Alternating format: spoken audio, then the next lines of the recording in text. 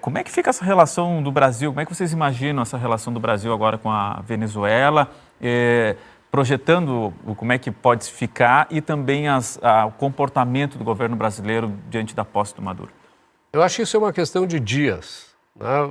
Tudo vai voltar ao normal. O normal o que é? Vai continuar a ditadura do Maduro e vai continuar o apoio mais transparente ou não por parte do governo brasileiro.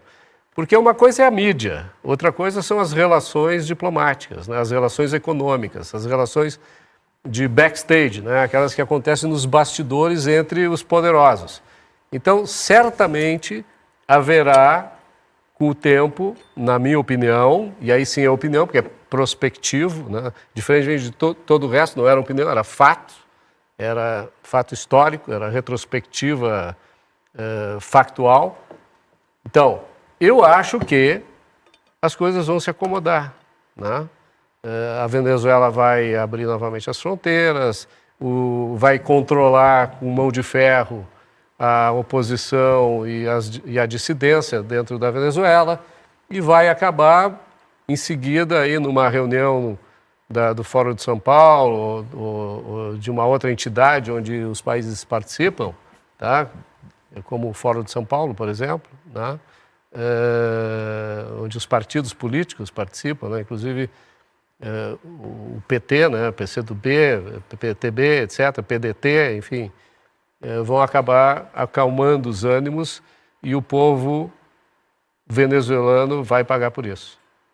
Professor Daniel, vamos projetar aí a sua avaliação, então, para como é que vai ser.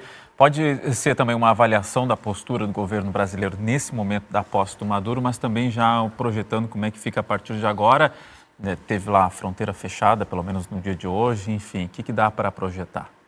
Eu acho que nada de grave, né, vai acontecer entre o Brasil e a Venezuela.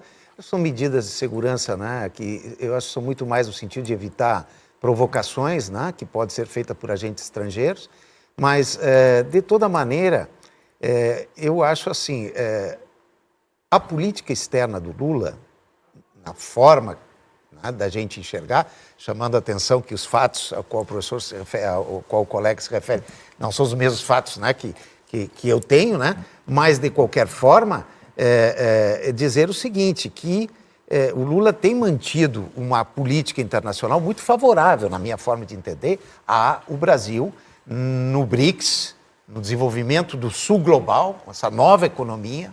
Isso representa muito ganho para o Brasil, isso é muito bom, né? E acho que essa atitude do governo Lula em relação à Venezuela destoou um pouco, né, na minha forma de enxergar, né, porque, na verdade, quebrou a lógica, né, que é a lógica correta, na minha opinião, de integrar o Sul Global. E nisto eu tenho crítica ao governo Lula, mas, no geral, a política é muito acertada. E eu acho que para o povo venezuelano e para os povos da América Latina, o caminho é a integração do Sul Global. E a Venezuela está inserida no Sul Global. O que é o Sul Global? Desculpa, porque... O chamado Sul Global o Sul Global eu conheço, tem o Hemisfério Sul e o Hemisfério Norte. Então, o Sul Global... Então, é uma definição política. Seria o eixo do mal, aquele que une Rússia, China, Irã, Venezuela, Cuba e o governo do Lula, com a Dilma representando? A ideia do Sul Global... Quer dizer, você acha então que o Lula deveria abraçar o Maduro ao invés de ficar... Não, nem abraçar, nem empurrar. Eu acho que é reconhecer a autonomia de um país e ter as melhores relações. Mas isso ele reconhece. Com alguém que está sendo apoiado pelo seu povo e que vai desenvolver a Venezuela se conseguir eliminar os bloqueios.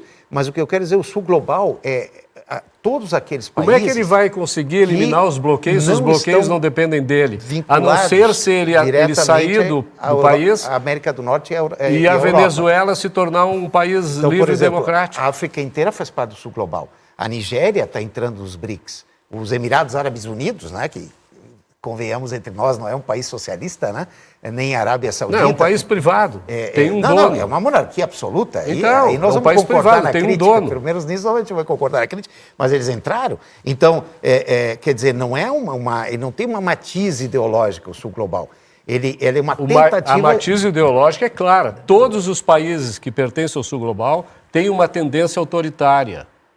Não. Por sinal, racista, misógina, antissemita, anticapitalista e anti-americana. Tá bem, mas... Todos. Mas eu quero dizer não há um que não. Entre o Xi Jinping, inclusive o Brasil. comunista, e o monarca absoluto dos Emirados Árabes Unidos, entre quem defende o comunismo e o cara que defende uma monarquia absoluta, evidentemente tem diferenças.